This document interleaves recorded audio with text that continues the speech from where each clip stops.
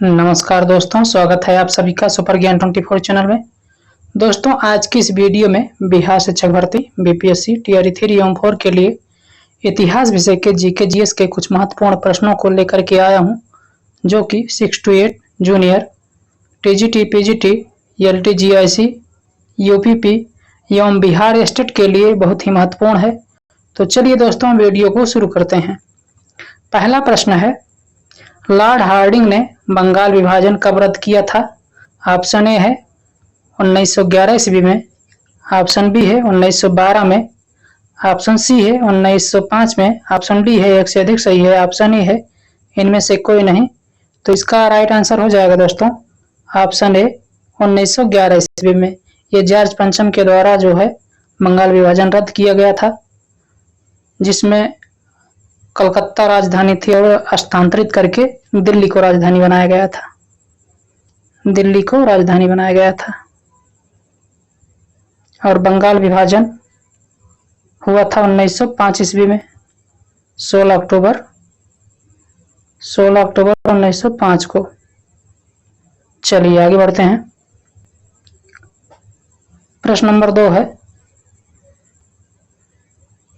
महारानी विक्टोरिया ने भारतीय प्रशासन को ब्रिटिश ताज के नियंत्रण में लेने की घोषणा कब की थी?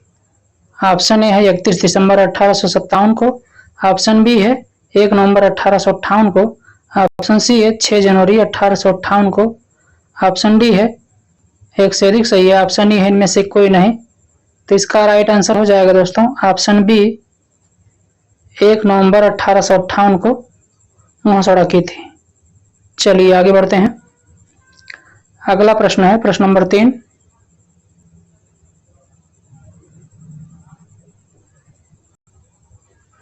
निम्नलिखित में 1921 में मोपला विद्रोह कहाँ हुआ था?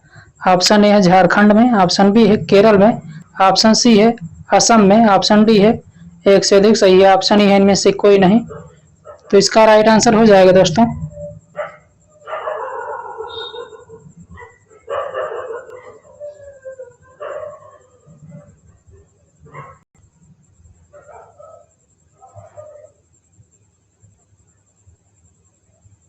राइट आंसर हो जाएगा ऑप्शन बी केरल में।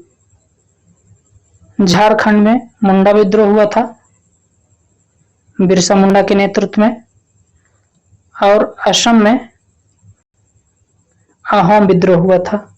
अहोम विद्रोह असम में हुआ था। ये मुंडा विद्रोह 1855-56 में हुआ था, 1855-56 में।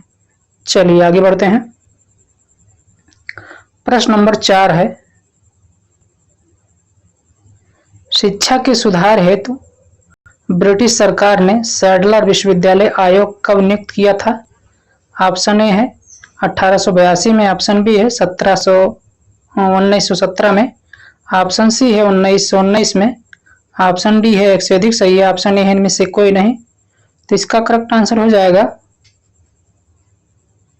ऑप्शन बी 1917 ईस्वी में। 1918 ईस्वी में विलियम हंटर के द्वारा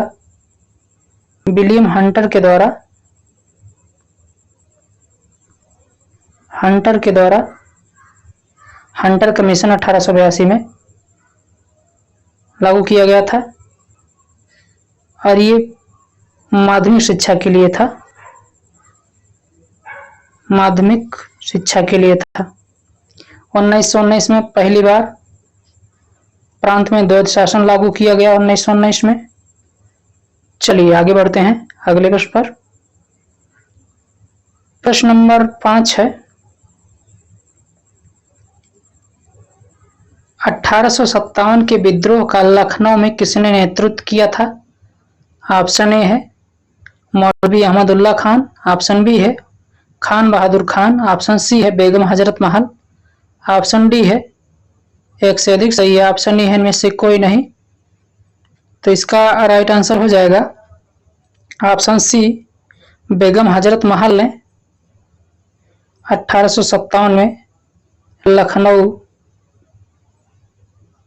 विद्रोह का नेतृत्व किया था इन्होंने, और मौलवी अहमदुल्ला ये फैजाबाद 1857 की क्रांति का नेतृत्व इन्होंने किया था। इनके ऊपर 50,000 का इनाम था, 50,000 का इनाम था। इन्होंने 1857 की क्रांति को जिहाद का नारा दिया था। ये धर्म युद्ध है। चलिए आगे बढ़ते हैं। प्रश्न नंबर 6 है,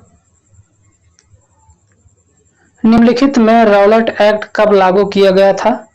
ऑप्शन ए है 13 अप्रैल 1919 को, ऑप्शन बी है 1919 को, ऑप्शन सी है 1916 को, ऑप्शन डी है एक से अधिक सही है, ऑप्शन ए है इनमें से कोई नहीं। तो इसका राइट आंसर हो जाएगा दोस्तों ऑप्शन बी 1919 में। 1919 में रॉलेट एक्ट लागू किया गया था। ये बिना वकील, बिना दलील, बिना अपील का कानून कहा जाता था। इसे काला कानून कहा करके इसका विरोध किया गया। और 13 अप्रैल 1919 को ये जलियांवाला बाग हत्याकांड हुआ था। जलियांवाला बाग हत्याकांड हुआ था अमृतसर में, हत्याकांड अमृतसर में। चलिए आगे बढ़ते हैं। और 1916 में लखनऊ अधिवेशन हुआ था, लखनऊ अधिवेशन, तो इसको नोट डाउन कर लीजिएगा, जिसे दिल्ली समझौता के, लखनऊ समझौता के नाम से भी जाना जाता है। चलिए आगे बढ़ते हैं। प्रश्न नंबर 7 है, निम्नलिखित में करो या मरो का नारा किसने दिया?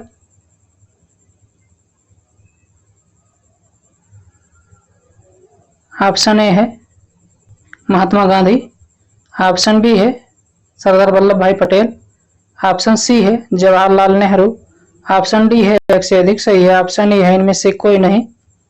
तो इसका राइट आंसर हो जाएगा ऑप्शन ए महात्मा गांधी। करो या मरो का नारा 1942 में, 1942 में बम्बई में भारत छोड़ो आंदोलन के दौरान इन्होंने कहा था, करो या मरो का नारा दिया था। सरदार वल्लभ भाई पटेल इन्होंने 1931 ईस्वी में कराची अधिवेशन की अध्यक्षता किए थे। चलिए आगे बढ़ते हैं। प्रश्न नंबर 8 है, निम्नलिखित में अभिनव भारत की स्थापना किसने किया था? ऑप्शन ए है बी.डी. सावरकर, ऑप्शन बी है सुभाष चंद्र बोस, ऑप्शन सी है सी.आर. दास, ऑप्शन डी है एक से अधिक सही है, ऑप्शन ई है इनमें से कोई नहीं। तो इसका करेक्ट आंसर हो जाएगा option A BD. Savarkar. BD. Savarkar ने 1904 ईस्वी में अभिनव भारत की स्थापना किया था। सुभाष चंद्र बोस ने जो है 1943 ईस्वी में आजाद हिंद फौज की स्थापना किया था। और सी.आर. दास स्वराज पार्टी की स्थापना किया था। स्वराज पार्टी की स्थापना सी.आर. दास ने किया था इलाहाबाद में 1923 ईस्वी में, 1923 ईस्वी में। चलिए आगे बढ़ते हैं। प्रश्न नंबर 9 है, भारतीय पुनर्जागरण आंदोलन के पिता कौन माने जाते हैं? ऑप्शन ए है बाल गंगाधर तिलक, ऑप्शन बी है दयानंद सरस्वती, ऑप्शन सी है राजा राम मोहन राय, ऑप्शन डी है एक से अधिक सही है, ऑप्शन ई है इनमें से कोई नहीं। तो इसका राइट आंसर हो जाएगा ऑप्शन सी राजा राम मोहन राय। राजा राम मोहन राय को पुनर्जागरण का पिता कहा जाता है। दयानंद सरस्वती ने 1875 ईस्वी में ब्रह्म समाज की स्थापना किया था। चलिए आगे बढ़ते हैं। प्रश्न नंबर 10 है, निम्नलिखित में प्रार्थना समाज की स्थापना किसने किया था? ऑप्शन ए है गोपाल कृष्ण गोखले, ऑप्शन बी है आत्माराम पांडुरंग, ऑप्शन सी है एनी बेसेंट, ऑप्शन डी है एक से अधिक सही है, ऑप्शन ए है इनमें से कोई नहीं। तो इसका राइट आंसर हो जाएगा ऑप्शन बी आत्माराम पांडुरंग। प्रार्थना समाज की स्थापना किया था इन्होंने। Gopal Krishna Gokhale servant of India society की स्थापना किया था। सर्वेंट ऑफ इंडिया सोसाइटी की स्थापना किया था इन्होंने। और एनी बेसेंट इन्होंने होम रूल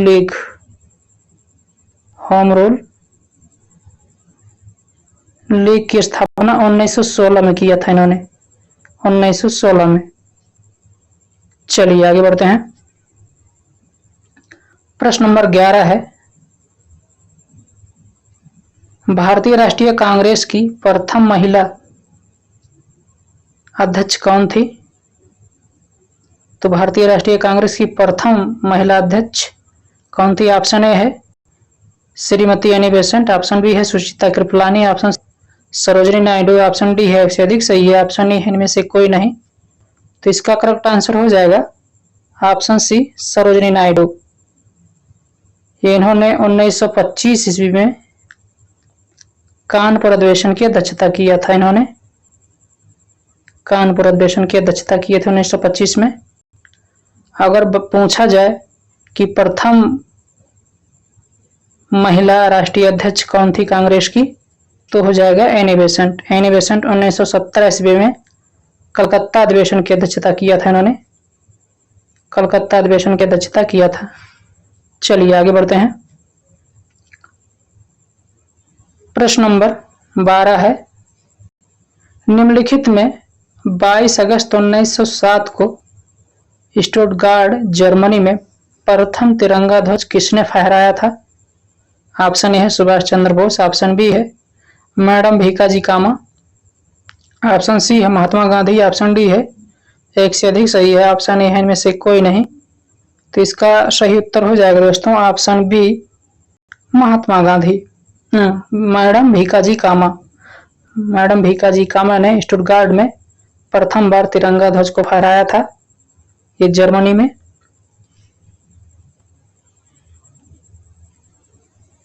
सुभाष चंद्र बोस ने स्प्रिंगिंग टाइगर की रचना की है, स्प्रिंगिंग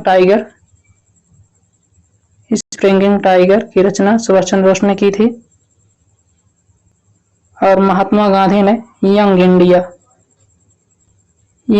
नामक पुस्तक लिखा है, यंग इंडिया नामक पुस्तक लिखा है, तो इसको भी आप लोग नोट डाउन कर लीजिएगा। चलिए आगे बढ़ते हैं।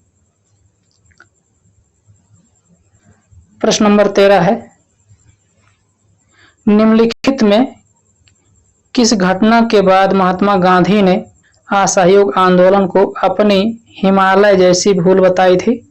ऑप्शन ए है खेड़ा सत्याग्रह, ऑप्शन बी है चंपारण सत्याग्रह, ऑप्शन सी है चौरा चौरी, ऑप्शन डी है एक से अधिक सही है, ऑप्शन ई है इनमें से कोई नहीं। तो इसका राइट आंसर हो जाएगा दोस्तों ऑप्शन सी चौरी चौरा घटना जो है ये गोरखपुर में हुआ था। गोरखपुर में गांधी जी ने इसी घटना के कारण असहयोग आंदोलन को वापस ले लिया था। खेड़ा सत्याग्रह 1918 में हुआ था, ये 1918 में, और चंपारण सत्याग्रह 1917 में हुआ था, जिसमें गांधी जी ने प्रथम बार भाग लिया था राजनीति में, प्रथम बार भाग लिया था 1917 में। यहीं से अपने राजनीतिक शुरुआत किया था उन्होंने। चलिए आगे बढ़ते हैं अगले प्रश्न पर। प्रश्न नंबर 14 है, निम्नलिखित में गांधी जी ने किस गोलमेज सम्मेलन में प्रथम बार भाग लिया था? ऑप्शन ए है प्रथम गोलमेज सम्मेलन, ऑप्शन बी है द्वितीय गोलमेज सम्मेलन, ऑप्शन सी है तृतीय गोलमेज सम्मेलन, ऑप्शन डी है एक से अधिक सही है, ऑप्शन ए है इनमें से कोई नहीं। तो इसका राइट आंसर हो जाएगा ऑप्शन बी द्वितीय गोलमेज सम्मेलन में प्रथम बार गांधी जी ने भाग लिया था। और अंबेडकर जी ऐसे व्यक्ति थे, डॉक्टर भीमराव अंबेडकर ऐसे व्यक्ति थे जिन्होंने तीनों गोलमेज सम्मेलन में भाग लिया था, प्रथम द्वितीय तृतीय तीनों गोलमेज सम्मेलन में भाग लिया था अंबेडकर जी। और ये गांधी जी कांग्रेस की तरफ से प्रथम बार भाग लिए थे द्वितीय गोलमेज सम्मेलन में। चलिए आगे बढ़ते हैं। प्रश्न नंबर 15 है, निम्नलिखित में राज्य हड़प नीति किस गवर्नर जनरल से संबंधित है? ऑप्शन ए है लॉर्ड वेलेजली, ऑप्शन बी है लॉर्ड डलहौजी, ऑप्शन सी है लॉर्ड कैनिंग, ऑप्शन डी है एक से अधिक सही है, ऑप्शन ए है इनमें से कोई नहीं। तो इसका राइट आंसर हो जाएगा लॉर्ड डलहौजी। लॉर्ड डलहौजी की हड़प नीति से संबंधित है। 1856 में कुशासन का आरोप लगा करके अवध को इसने हड़प लिया था। और लॉर्ड कैनिंग लॉर्ड वेलेजली ये सहायक संधि से संबंधित है। सहायक संधि। और 1856 में लॉर्ड कैनिंग ने विधवा पुनर्विवाह को निरस्त किया था। विधवा पुनर्विवाह को लागू किया था उन्होंने, लॉर्ड कैनिंग ने 1856 ईस्वी में लागू हुआ था। इसका मसौदा बना था डलहौजी के समय और लागू हुआ था कैनिंग के समय। 26 जुलाई 1856 को विधवा पुनर्विवाह अधिनियम लागू किया गया था लॉर्ड कैनिंग के समय।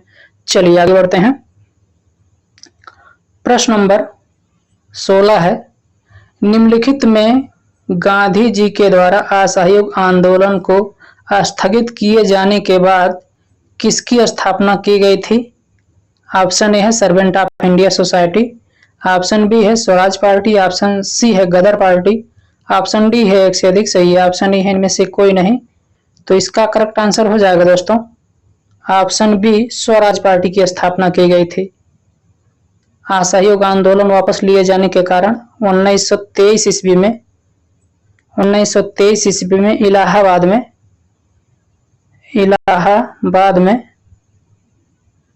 इलाहाबाद में सी.आर. दास, चित्तरंजन दास और मोतीलाल नेहरू के सहयोग से दोनों लोगों ने मिलकर के स्वराज पार्टी की स्थापना की थी। ये इसलिए किया था ताकि सदन में प्रतिनिधि के रूप में कार्य करें, क्योंकि कोई संस्था उस समय नहीं थी। सर्वेंट ऑफ इंडिया सोसाइटी ये गोपाल कृष्ण गोखले ने 1905 में इसकी स्थापना किया था। गदर पार्टी की स्थापना लाला हरदयाल ने किया था 1913 ईस्वी में, 1 नवंबर 1913 ईस्वी को। चलिए आगे बढ़ते हैं। प्रश्न नंबर 17 है, मौलाना अबुल कलाम आजाद। प्रश्न नंबर 17 है, निम्नलिखित में 1929 ईस्वी में खुदाई खिदमतगार की स्थापना किसने किया था? ऑप्शन ए है मौलाना अबुल कलाम आजाद, ऑप्शन बी है दादा भाई नौरोजी, ऑप्शन सी है खान बहादुर अब्दुल गफ्फार खान, ऑप्शन डी है एक से अधिक सही है, ऑप्शन ई है इनमें से कोई नहीं। तो खुदाई खिदमतगार की स्थापना खान अब्दुल गफ्फार खान ने किया था 1929 ईस्वी में, जिन्हें लाल कुर्ती दल का नेता भी कहा जाता है। लाल कुर्ती दल का नेता भी कहा जाता है या सीमांत गांधी के नाम से जाना जाता है इनको। चलिए आगे बढ़ते हैं। और Maulana Abul Kalam Azad India beans freedom के लेखक हैं। इंडिया बीन्स फ्रीडम के लेखक जो है मौलाना अबुल कलाम आजाद हैं। दादा भाई नौरोजी इन्होंने 1886 ईस्वी में कलकत्ता अधिवेशन की अध्यक्षता किया था इन्होंने। चलिए आगे बढ़ते हैं। अगला प्रश्न है प्रश्न नंबर 18, निम्नलिखित में द्वैध शासन का जनक किसे माना जाता है? ऑप्शन ए है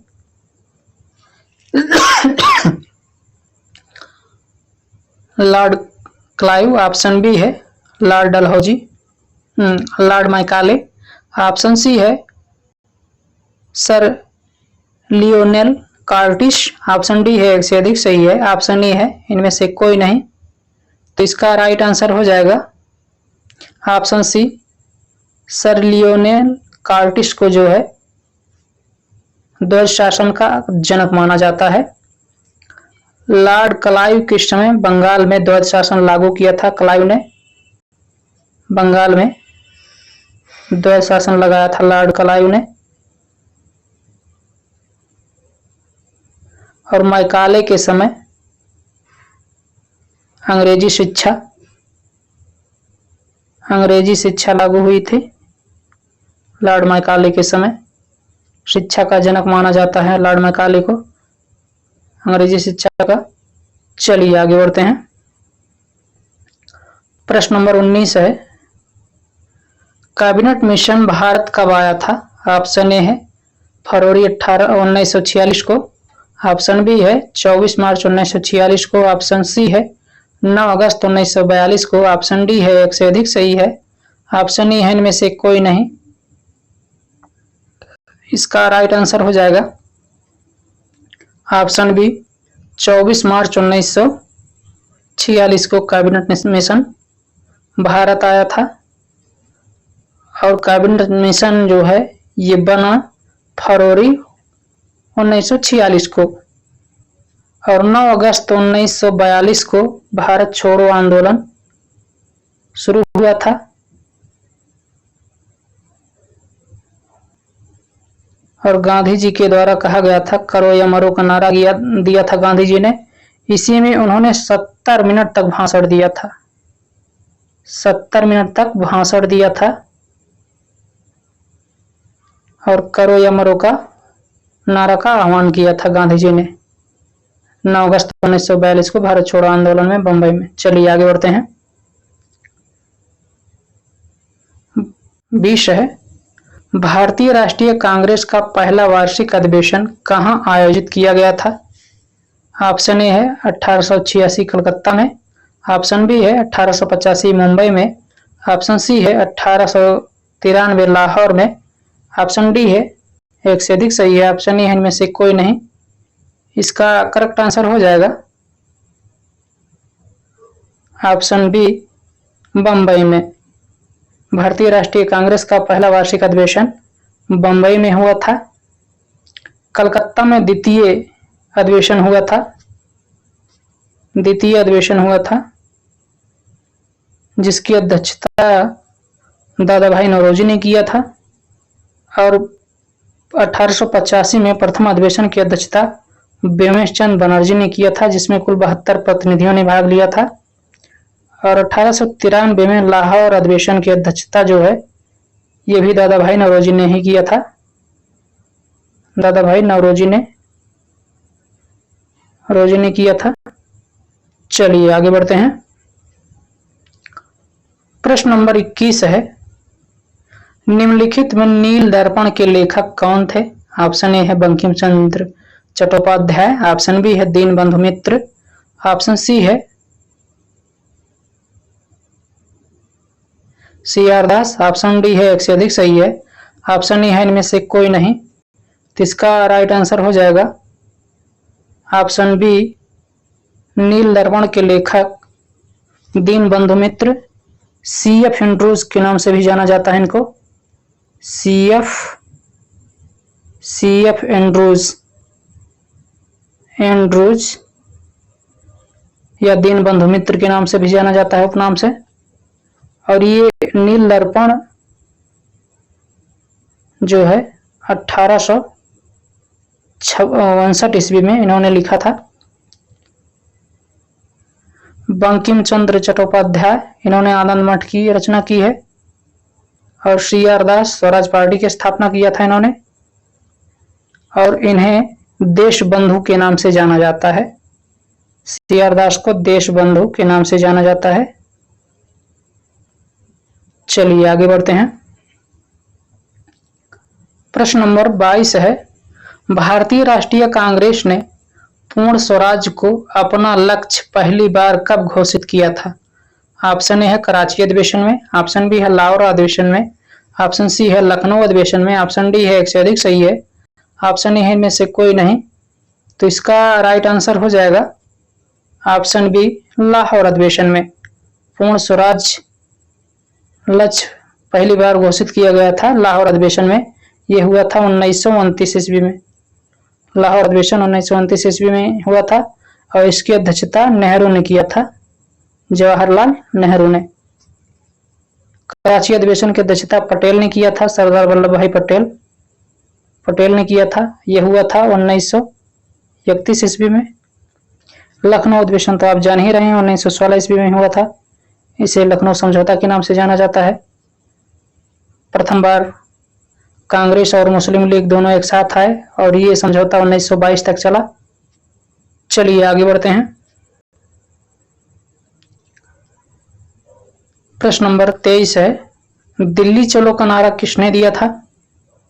ऑप्शन ए है सुभाष चंद्र बोस, ऑप्शन बी है राजा राम मोहन राय, ऑप्शन सी है चंद्रशेखर आजाद, ऑप्शन डी है एक से अधिक सही है, ऑप्शन ए है इनमें से कोई नहीं। तो इसका राइट आंसर हो जाएगा ऑप्शन ए, सुभाष चंद्र बोस ने सिंगापुर में कहा था। सिंगापुर में जनसभा को संबोधित करते हुए इन्होंने कहा था, दिल्ली चलो का नारा आह्वान किया और कहा, तुम मुझे खून दो मैं तुम्हें आजादी दूंगा। और वहीं पर इन्होंने INA इंडियन नेशनल आर्मी की स्थापना किया था 1943 ईस्वी में। चंद्रशेखर आजाद इन्होंने 1928 ईस्वी में INA 1928 ईस्वी में Hindustan HSRA Hindustan socialist Republican association की स्थापना किया था इन्होंने, चंद्रशेखर आजाद ने। राजा राम मोहन राय इन्होंने ब्रह्म समाज की स्थापना किया और सती प्रथा का अंत किया 1828 ईस्वी में। 1828 ईस्वी में। चलिए आगे बढ़ते हैं। प्रश्न नंबर 24 है, भारत में प्रथम बार नियमित जनगणना किस वर्ष किस गवर्नर जनरल के कार्यकाल में हुआ था? ऑप्शन ए है लॉर्ड लिटन, ऑप्शन बी है लॉर्ड रिपन, ऑप्शन सी है लॉर्ड मेयो, ऑप्शन डी है एक से अधिक सही है, ऑप्शन ई है इनमें से कोई नहीं। तो इसका राइट आंसर हो जाएगा ऑप्शन बी, लॉर्ड रिपन के समय प्रथम बार नियमित जनगणना कराई गई थी। अब प्रथम बार जनगणना हुई थी लॉर्ड मेयो के समय 1872 ईस्वी में। 1872 ईस्वी में लॉर्ड मेयो के समय शुरू हुआ था और 1881 ईस्वी में लॉर्ड रिपन के समय प्रथम बार नियमित जनगणना हुई थी। इन्हें भारत का सर्वाधिक लोकप्रिय गवर्नर जनरल कहा जाता है। भारत का उद्धारक के नाम से भी जाना जाता है, फ्लोरेंस नाइटिंगेल के द्वारा कहा गया था भारत का उद्धारक। और भारत में स्वर्ण युग का आरंभ माना जाता है इन्हीं के द्वारा। और एल्बर्ट बिल विवाद हुआ था 1884 में इन्हीं के कार्यकाल में। चलिए आगे बढ़ते हैं। अगले प्रश्न पर। प्रश्न नंबर 25 है, भारत की आजादी के समय ब्रिटेन में निम्नलिखित राजनीतिक पार्टियों में से कौन सी पार्टी सत्ता में थी? ऑप्शन ए है कंजर्वेटिव पार्टी, ऑप्शन बी है लिबरल पार्टी, ऑप्शन सी है लेबर पार्टी, ऑप्शन डी है एक से अधिक सही है, ऑप्शन ई है इनमें से कोई नहीं। तो इसका राइट आंसर हो जाएगा ऑप्शन सी, लेबर पार्टी। आजादी के समय लेबर पार्टी की सरकार थी। चलिए आगे बढ़ते हैं। प्रश्न नंबर 26 है, वंदे मातरम बंकिम चंद्र चटर्जी के कौन से उपन्यास का भाग था जिसने लाखों भारतीयों को देशभक्ति के लिए प्रोत्साहित किया था? ऑप्शन ए है गीता रहस्य, ऑप्शन बी है आनंद मठ, ऑप्शन सी है नील दर्पण, ऑप्शन डी है एक से अधिक सही है, ऑप्शन ई है इनमें से कोई नहीं। तो इसका राइट आंसर हो जाएगा ऑप्शन बी, आनंद मठ। आनंद मठ वंदे मातरम बंकिम चंद्र चटर्जी ने लिखा है। और नील दर्पण CF एंड्रूज दीनबंधु के द्वारा लिखा गया है, दीनबंधु के द्वारा। और गीता रहस्य ये बाल गंगाधर तिलक की है। बाल गंगाधर तिलक की है ये,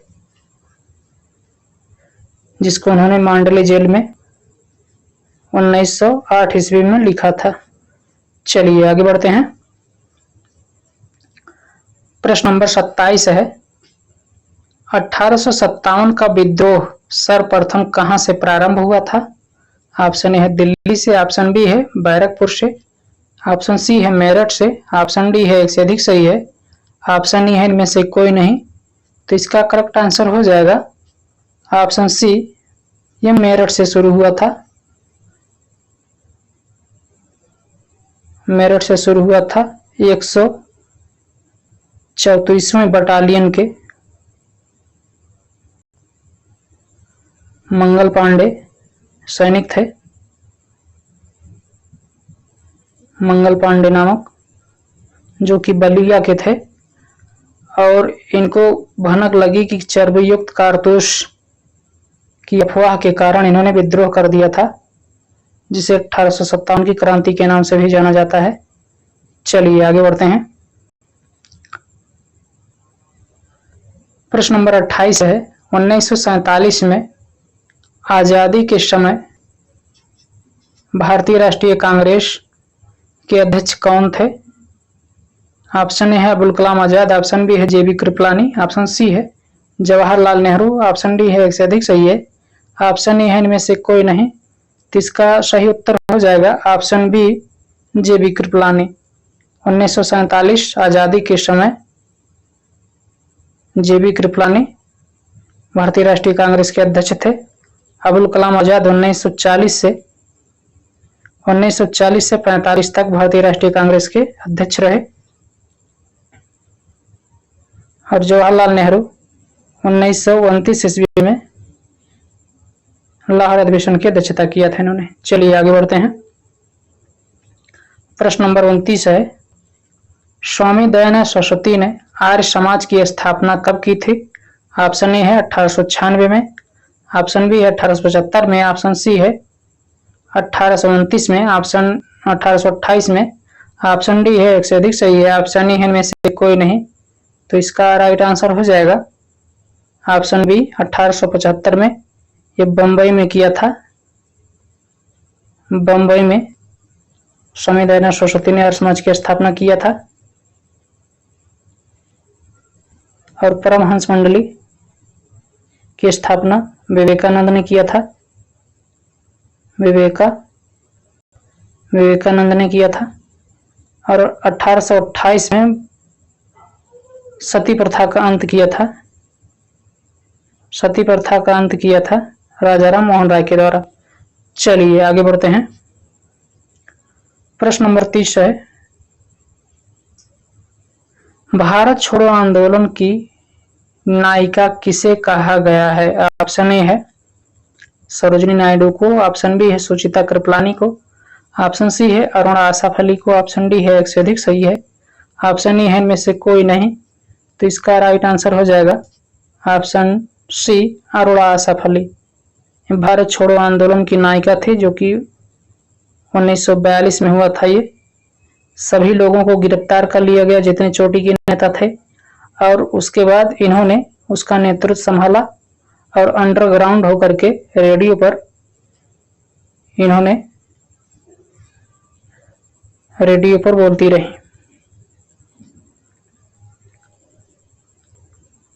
चलिए आगे बढ़ते हैं। और ये कुल 30 प्रश्न थे दोस्तों। वीडियो अगर अच्छी लगी हो तो वीडियो को लाइक करें और चैनल को सब्सक्राइब करें और बेल आइकन की घंटी को क्लिक करना ना भूलें, ताकि जो भी मैं वीडियो डालूं उसका नोटिफिकेशन सबसे पहले आपको मिले। और जल्दी से आप लोग 1000 सब्सक्राइबर पूरे कराइए, ताकि मैं step by step topic wise शुरू कर सकूं। ऑनलाइन आकर के लाइव क्लासेस आपको मिलेगी। तो चलिए दोस्तों, बहुत बहुत धन्यवाद। मिलते हैं अगले वीडियो में नए टॉपिक के साथ।